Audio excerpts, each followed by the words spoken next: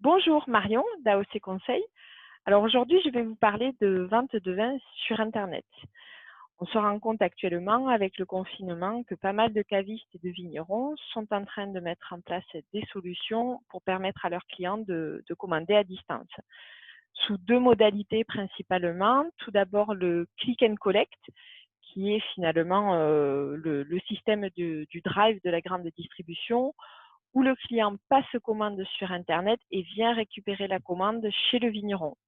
Il y a aussi le click and ship, où là, c'est le vigneron qui prend en charge la livraison chez le client.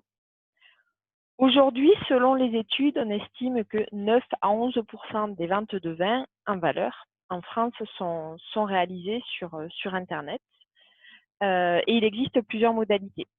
Tout d'abord, le vigneron peut avoir son site de vente, sa propre e-boutique sur son site internet.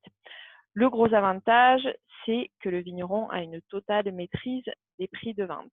Parce que c'est vrai que sur internet, les prix sont visibles à tout le monde, donc il faut avoir une parfaite cohérence tarifaire pour pas pénaliser les autres réseaux de distribution.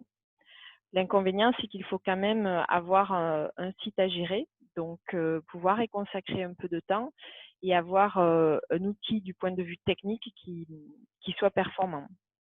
L'autre modalité, c'est de travailler avec les sites de vente en ligne spécialisés, où là, on est vraiment dans une transaction commerciale classique, hein, c'est-à-dire que le vigneron vend sa marchandise au site internet, celui-ci stocke les vins et s'occupe de les revendre, donc de choisir les tarifs, les offres promotionnelles, etc. sur son site. Et enfin, il existe également les places de marché, appelées aussi marketplace, où là, le vigneron va profiter d'un support existant, d'un site internet existant qui en général a beaucoup de visites et une renommée d'envergure. Et donc là, le vigneron va lui-même mettre ses produits en avant sur ces sites-là. Donc il va quand même être lui-même en charge de la politique tarifaire et de la logistique d'expédition. Il existe aussi beaucoup d'applications aujourd'hui, d'applications mobiles qui fonctionnent un peu sur le même principe, c'est-à-dire que le vigneron va mettre ses vins, va référencer ses vins sur l'application mobile, mais va toujours être en charge de la facturation et de l'expédition des vins. Voilà, aujourd'hui les modalités sont multiples.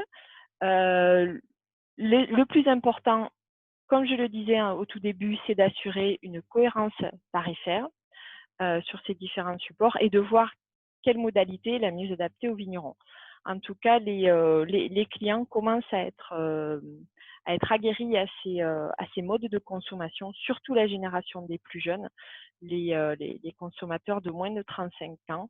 Donc voilà, n'hésitez pas et je vous dis à très bientôt. AOC Conseil solidaire du monde viticole.